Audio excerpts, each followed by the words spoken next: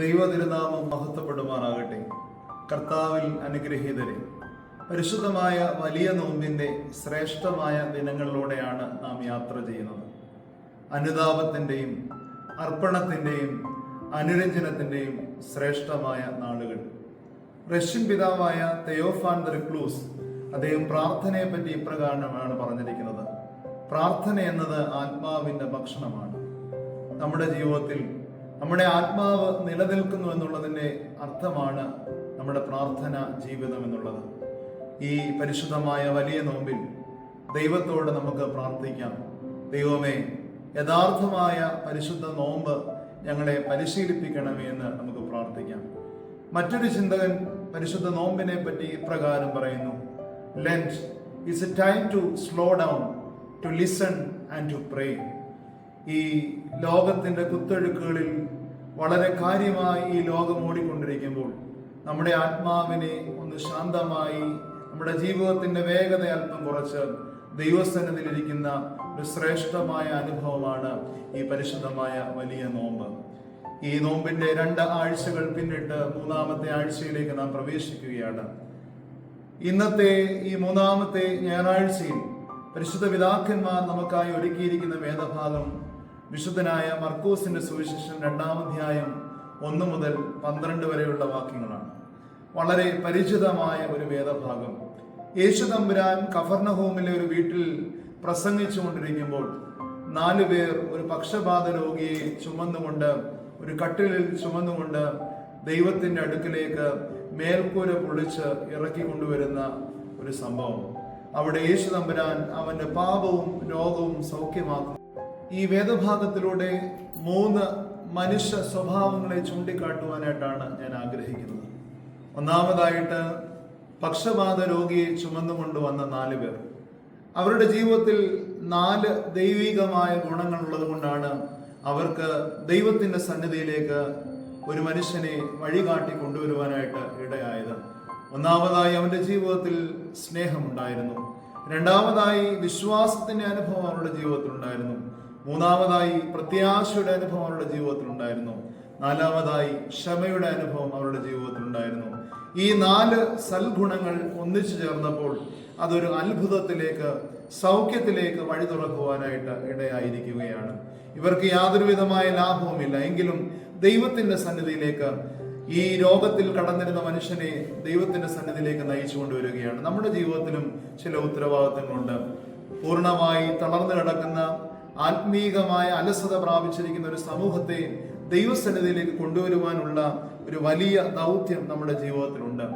ദൈവത്തിന്റെ സന്നിധിയിലേക്ക് ഈ മനുഷ്യനെ കൊണ്ടുവരുമ്പോൾ ദൈവം ഒരു ഹോളിസ്റ്റിക് ഹീലിംഗ് അപ്രോച്ചാണ് നൽകുന്നത്. ഒരു പൂർണ്ണമായ സൗഖ്യവും പാപവും രോഗവും അവൻ സൗഖ്യമാക്കുകയാണ് ചെയ്യുന്നത്.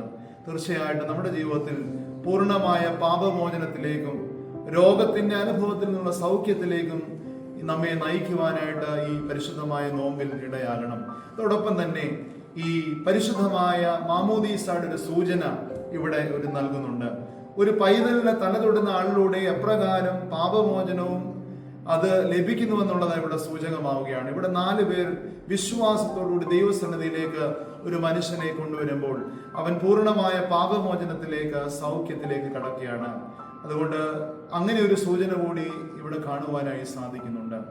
ഒന്നാമതായി, ഈ അത്ഭുതങ്ങൾ നടക്കണമെങ്കിൽ ഈ മനുഷ്യരെ പോലെ സ്നേഹത്തിന്റെ അനുഭവം, പ്രത്യാശയുടെ അനുഭവം, വിശ്വാസത്തിന്റെ അനുഭവം, അതോടൊപ്പം തന്നെ ക്ഷമയുടെ അനുഭവം നമ്മുടെ ജീവിതത്തിൽ രൂപപ്പെടുവാനായിട്ട് ഇടയാകണം. 2-ാമതായിട്ട്, നമ്മൾ ആത്മീയതയുടെ തലങ്ങളിൽ പോലും ആർദ്രത കാണിക്കുവാനായിട്ട് നമുക്ക് സാധ്യമാകുന്നില്ല എന്നുള്ളത് വളരെ വ്യസനകരമായ ഒരു കാര്യമാണ്. ഇവിടെ ഈ മനുഷ്യനെ 4 പേർ ചുമന്നുകൊണ്ട് അവന്റെ സൗഖ്യം ആഗ്രഹിച്ചുകൊണ്ട് ദൈവത്തിന്റെ സന്നിധിയിലേക്ക് കടന്നു വരുമ്പോൾ ആ ഭവനം മുഴുവൻ വലിയ ജനത്തിരക്ക് രൂപപ്പെട്ടിരിക്കുകയാണ്.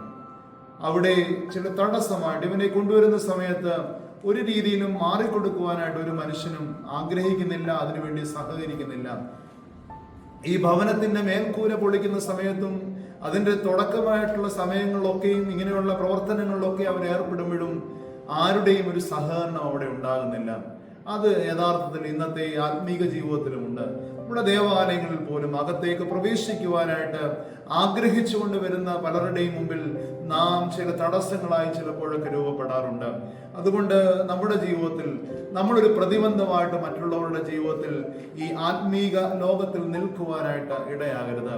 ഒരുവന്റെ പൂർണ്ണമായ സൗഖ്യം കാംക്ഷിച്ചുകൊണ്ട് അതിനു വേണ്ടി പ്രവർത്തിക്കുവാനായിട്ട് ഇടയാകണം. മൂന്നാമതായിട്ട് ഈ വീട്ടുടമസ്ഥൻ വലിയ ഒരു ആർദ്രതയുടെയും സ്നേഹത്തിന്റെയും വലിയ ഒരു മാതൃകയായിട്ട് അവനെ ചൂണ്ടിക്കാട്ടുവാനായിട്ട് നമുക്ക് ഇടയാകും. അവന്റെ ജീവിതത്തിൽ നഷ്ടമാണ്, അവന്റെ ഭവനത്തിന്റെ മനോഹാരിത നഷ്ടപ്പെടുകയാണ്, അവന്റെ ഭവനത്തിന്റെ സംരക്ഷണം നഷ്ടപ്പെടുകയാണ്. പക്ഷെ അതിലൊന്നും ഒരു കൂസലുമില്ലാതെ ഇതിനോടൊക്കെ സമചിത്തതയോടെ നോക്കി നിൽക്കുന്ന ഒരു മനോഭാവം ഈ മനുഷ്യനിൽ കാണുവാനായിട്ട് ഇടയാകുന്നു. ഇന്ന് നമ്മളൊക്കെ നേട്ടങ്ങളും ലാഭങ്ങളും കണ്ടുകൊണ്ട് പല രീതിയിലായി പ്രവർത്തനങ്ങളിൽ ഏർപ്പെടുന്നവരാണ്. പക്ഷേ ഇവിടെ ഈ മനുഷ്യൻ തന്റെ നഷ്ടപ്പെടലുകളിൽ പോലും ദൈവസന്നിധിയിലേക്ക് സൗഖ്യത്തിന് വേണ്ടി, ദൈവത്തിന്റെ പ്രവർത്തനത്തിന് വേണ്ടി തന്നെ സമർപ്പിക്കുന്ന അനുഭവമാണ് അവിടെ കാണുന്നത്. ഈ പരിശുദ്ധമായ വലിയ നോമ്പിൽ നമുക്ക് ചിലതൊക്കെ നഷ്ടപ്പെടുത്താം. നമ്മുടെ ഉള്ളിലുള്ള തിന്മയുടെ വികാരങ്ങളെയൊക്കെ നമുക്ക് നഷ്ടപ്പെടുത്താം. നമുക്ക് ലഭിച്ചിരിക്കുന്ന ചില നന്മകളിൽ നിന്ന് ചില ഭാഗങ്ങളൊക്കെ നമുക്ക് നഷ്ടപ്പെടുത്തി മറ്റുള്ളവനിലേക്ക് നമുക്ക് കൈനീട്ടാം. കൈ നീട്ടി കൊടുക്കുവാനായിട്ട് നമ്മളുള്ള തിന്മയുടെ വികാരങ്ങളെയൊക്കെ നമുക്ക് നഷ്ടപ്പെടുത്താം. നമുക്ക് ലഭിച്ചിരിക്കുന്ന ചില നന്മകളിൽ നിന്ന് ചില ഭാഗങ്ങളൊക്കെ നമുക്ക് നഷ്ടപ്പെടുത്തി മറ്റുള്ളവനിലേക്ക് നമുക്ക് കൈനീട്ടാം. കൈ നീട്ടി കൊടുക്കുവാനായിട്ട് നമുക്ക് ഇടയാകണം. മറ്റുള്ളവനെ സഹായിക്കുമ്പോഴൊക്കെ ഈ നഷ്ടപ്പെടലുകളിലൂടെ ദൈവികമായ സൗഖ്യം നമ്മളിലേക്ക് പൂർണ്ണമായിട്ട് കടന്നു വരികയാണ്. ഈ 3 മനുഷ്യ സ്വഭാവങ്ങൾ നമ്മുടെ ജീവിതത്തിൽ ശാന്തമായി ആഴമായി ഒന്ന് ചിന്തിക്കുവാനായിട്ട് ഇടയാകണം.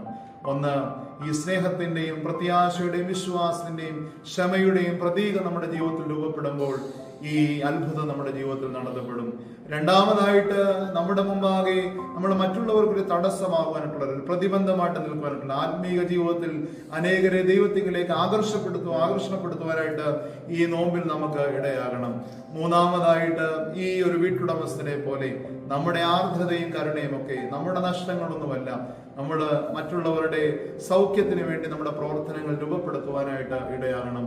ഈ പരിശുദ്ധമായ വലിയ നോമ്പിൽ ഈ ഒരു വലിയ രൂപാന്തരത്തിന്റെ അനുഭവം നമ്മുടെ മനസ്സുകൾക്കുണ്ടാകട്ടെ. ദൈവത്തിന്റെ പരിശുദ്ധാത്മാവ് അതിന് നമ്മെ സഹായിക്കട്ടെ എന്ന് പ്രാർത്ഥിച്ചുകൊണ്ട് നിർത്തുന്നു. ദൈവം നമ്മെ അവരെയും അനുഗ്രഹിക്കട്ടെ.